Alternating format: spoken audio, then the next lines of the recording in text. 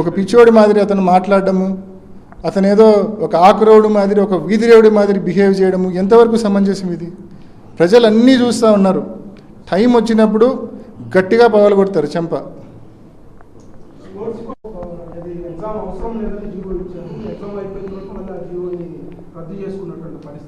Assembly సాక్షిగా కూడా పీవీసీతో పోలుస్తూ మాట్లాడుతుంటారు. దీన్ని ఎట్లా తీసుకుంటారు? అంటే కావాలనే ఆ జీవోని ఎట్లా రద్దు చేస్తారు?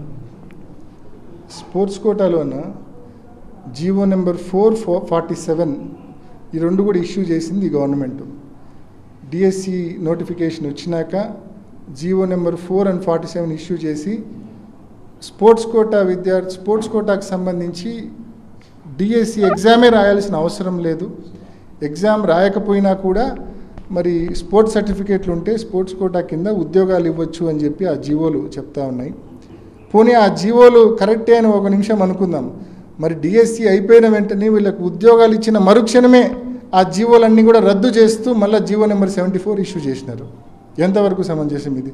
లోకేష్ గారు సమాధానం చెప్పగలరా మీరు? మరి ఆ రెండు జీవోలు కరెక్ట్ అనుకుందాం. కరెక్ట్ అనుకుంటే మీరు నిలబడాలి కదా. వీళ్ళకు ఉద్యోగాలు ఇచ్చిన మరుక్షణమే మళ్ళీ జీవో 74 ఇచ్చి ఆ జీవోలన్నీ కూడా రద్దు చేశారు.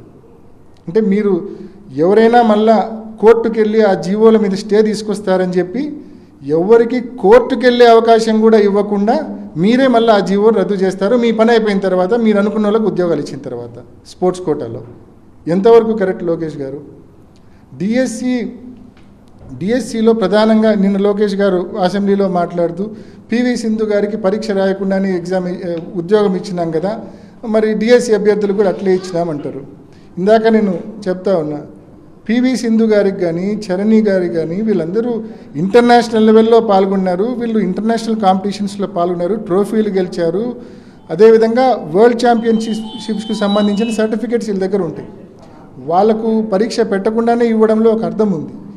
డిఎస్సి అభ్యర్థులు చాలామందికి ఇప్పుడు జూడో కానీ లేకుంటే సాఫ్ట్ బాల్ బ్యాడ్మింటన్ కానీ సర్టిఫికెట్లు ఇచ్చింది ఎవరు? టీడీపీ ఎమ్మెల్యే కూన రవి లాంటోళ్ళు, లేకుంటే వైజాగ్ టీడీపీ ఎంపీ భరత్ లాంటోళ్ళు అసోసియేషన్ అధ్యక్షుల హోదాలో సర్టిఫికెట్లు ఇస్తారు. వీళ్ళు పాల్గొన్నట్టు, వీళ్ళు పార్టిసిపేట్ అయినట్టు వాళ్ళు సర్టిఫికెట్ ఇస్తే ఆ సర్టిఫికెట్ ఆధారంగా స్పోర్ట్స్ కోటాలో పరీక్ష లేకుండానే ఉద్యోగాలు ఇచ్చినారు. మరి తేడా లేదా అండి దానికి దీనికి? మీరు పివి సింధుతో వీళ్ళను పోల్చడము అంటే కూన రవికుమార్, ఇప్పుడు పివి సింధు గారికి కూడా సర్టిఫికేట్ ఇచ్చింది కూన రవికుమారా?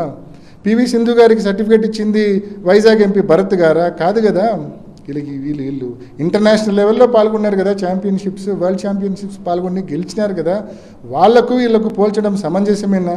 ఈ మాదిరి నిన్న మీరు మాట్లాడి నవ్వుల పాలు అయిపోయినారు. జనాలు చూసిన వాళ్ళందరూ కూడా ఈ మధ్యకాలంలో లాస్ట్ 1 year నుంచి మీ పిఆర్ స్టంట్లు, మీ బిల్డప్ చూసి లోకేష్ అంత తెలివి పెరిగినట్టుంది అని అనుకున్నారు. నిన్న ఒక్కసారి మీరు ఈ మాట చెప్పడంతో పివి సింధును వీళ్ళను పోల్చడంతో మళ్ళా ఇది ఇంకా మారలేదురా నాయన అని ప్రతి ఒక్కరికి కూడా మళ్ళీ అర్థమైపోయింది. నవ్వుల పాలు అయిపోయినారు మీరు. నువ్వు తప్పు చేసినావు, నువ్వు భయపడ్డావు. ఈడికొస్తే నువ్వు చేసింది ఫాల్స్ స్టోరీ బోర్డ్ అని చెప్పి నువ్వు ఒప్పుకున్నట్టు అవుతుందని చెప్పేసి రాలే. నువ్వు ఈసారి నువ్వు రాసే ముందు మళ్ళా వచ్చేదానికి ధైర్యం ఉంటే రాయ్. లేకపోయినావనుకో, నువ్వు మాట్లాడినన్ని సార్లు, నువ్వు ఫేక్ స్టోరీలు వేసినంత సార్లు నేను కూడా ప్రజల దగ్గరికి వెళ్తాను. ప్రజలకు కూడా నేను చెప్తున్నాను, 1 సెంటు భూమి కడపలో నాకు నోటీస్కి వస్తే కబ్జా చేయడానికి ఎవరికి వదలను. వాళ్ళు నా పార్టీ వాళ్ళైనా ఇంకో పార్టీ వాళ్ళైనా నాకేం పెద్దగా భయం లేదు, ఏమీ లేదు. నేను ప్రజలతో ఓట్లు వేయించుకున్నాను, ప్రజలకు పనిచేస్తాను. ఈ రోజు చెప్తున్నాను, నాకు గెలిచినప్పటి నుంచి కేసీ కెనాల్ మీద ఆ పక్కన లేఅవుట్లు వేసేసి ఈ సాక్షికి సంబంధించిన సానుభూతి పనులు లేఅవుట్లు వేసుకొని కేసీ కెనాల్ మీద పర్మిషన్ లేకుండా కల్వర్ట్లు కట్టుకొని ఆ యొక్క లేఅవుట్లకు రస్తాలు చేసుకున్నారు. నేను ఫార్మల్ గా ఒక లెటర్ రాసి దీని మీద సర్వే చేయమన్నాను. ఇప్పుడు ఫార్మల్ గా చెప్పను, వెళ్తాను.